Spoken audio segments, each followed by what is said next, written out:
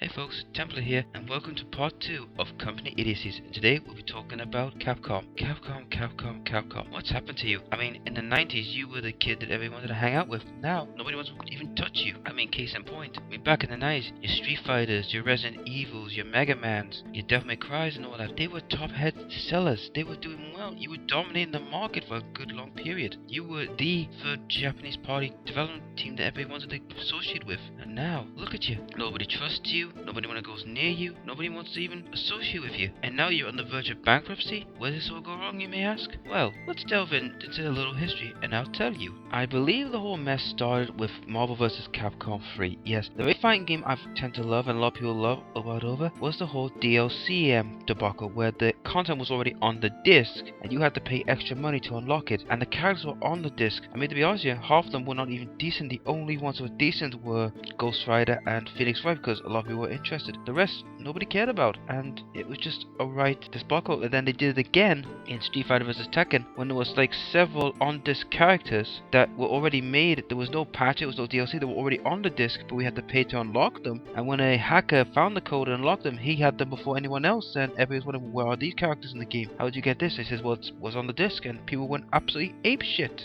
And then we had the DMC debacle. After DMC 3, you had DMC 4, which a lot of people weren't very, caring of Nero. They kind of liked him, but he wasn't a well-loved person. And then the reboot was absolutely diabolical. The whole thing about, redoing the whole thing, then loading out to Ninja Team, and then having the whole thing with the wig thing where it's just like a total FU to the classic fans and the hardcore fans was just not on Capcom, just seriously not on. And also Virgil. Virgil in DMC 3 was an honorable bad guy. He never went after the lady, or Mary if you want to call her that. He never went after her, he only went after Dante and Dante alone. And he had a goal which was to reclaim his father's power. Okay, he was a bad guy but he was honorable, yet in DMC remake or reboot, whatever you want to call it, he was a low-life scumbag who was just, kills anyone or do anything to get in the power. And he killed a pregnant woman for freaking hell's sake. And I'm thinking to myself, Jesus Christ, they really want to make him a hated bad guy, and I thought, this is not Virgil. Virgil was an honorable bad guy. And then you have the female protagonist. Now, no offense to any of the feminists out there, but to be honest with you, the DMC female character was weak as hell. Let's be honest, what's her ability? Open up a portal? Yeah, not very good. When you consider Mary and Trish, okay, they were over-sexualized, but these two women kick your ass and look stylish doing it. It was a right mess up. And Dante being a sex-mad guy and a drugged-out hippie, it was just, oh god, it was a right mess. And then you got Mega Man. Mega Man to many was like a well-loved and well-respected character in the world of video games. But after the dispute between the Mega Man's creator and Capcom was went out of their way to absolutely bury him.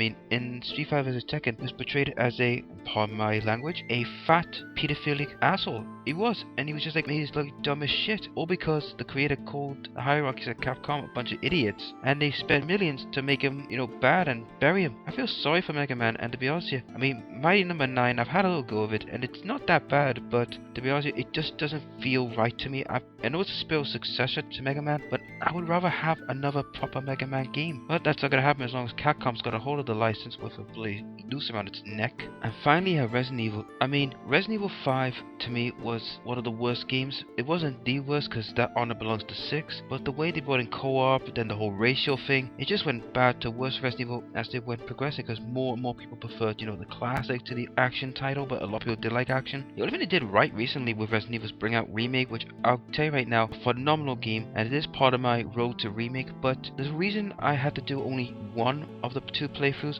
and I'm going to get to that in a minute about that, because unfortunately I couldn't do both because there was a reason for this, and I'm going to explain that in a mo. But unfortunately for Resident Evil, and with Revelations 2 coming out, Capcom just announced they're going to add micro-chunks action for their newest mode, Raid mode, where you gotta have to buy crystals in order to continue the game, but if you can grind them, you can get blue crystals, which are far cheaper, but you gotta grind like hell.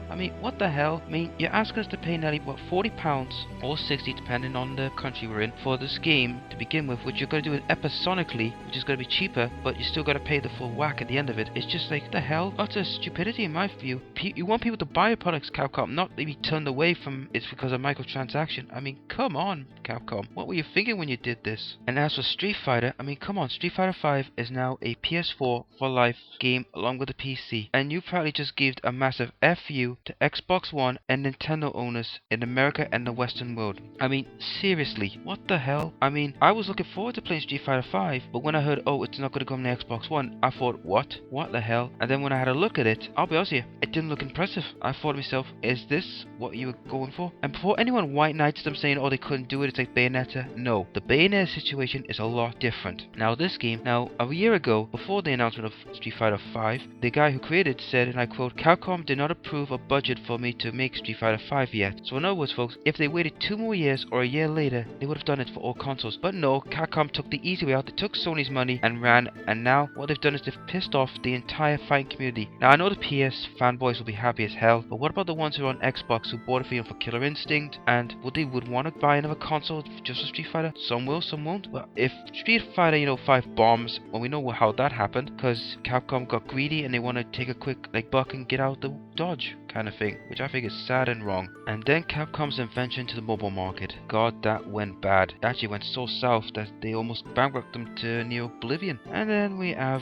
the bloody YouTube debacle. Now, keep in mind, folks, Capcom America and Capcom Europe love YouTubers. They want to use them, to advertise their games. But Capcom Japan, however, doesn't like us. They absolutely hate us, and they'll give us copyright strike up the wazoo if they can get the chance. Don't believe me? Watch Angry Joe's videos on Capcom, and he did one with Street Fighter, tried to put up a trailer, review it, and Capcom gave him the codes, gave him the stuff, but gave him a copyright strike. Utter disbelief. And that's the reason why, folks, I'm not willing to take the risk, doing a full playthrough of Resident Evil Remake, because there's a chance I could get copyright strike. So I wanted to keep it with just one playthrough of one character, and that way it's not the full game, it's half a game, and that way it'll keep me out of, getting strike. And it's unbelievable how Capcom poorly treats YouTubers. It seems like Capcom Japan seems to hate them, while Capcom Europe and Capcom America want to use them to promote their games. It's unbelievable, folks. It's just seriously unbelievable. To be honest, folks, if Capcom does not change its ways soon, I think they will be going out of business. And to be honest, if that means, if some games, will get a better respect and better care, then so be it. And if that happens, I'll be honest here, this is where I think certain games should go if this happens. I believe Mega Man should go back to its original creator and let him have one more run with the game. I believe Street Fighter and Darkstalkers should go to Iron Galaxy, because the way they've done Killer Instinct, I think they could give these franchises a good looking after and reboot what they needed. And as for Resident Evil, I'll be honest here, go to Benez. I mean, look what they've done with Evil Within. Need I say more with them? And as for Devil May Cry, I would give it to Insomniac Games, because with Sunset Overdrive being a crazy, wacky game, which you've probably seen on my playthrough, I think DMC would be fitting pretty well. And this comes to my point about the entire gaming companies. Now, the reason I'm not lambasting, EA, Activision, or them, let's be honest, folks, you can't expect it with these guys. You can't expect it with them. Well,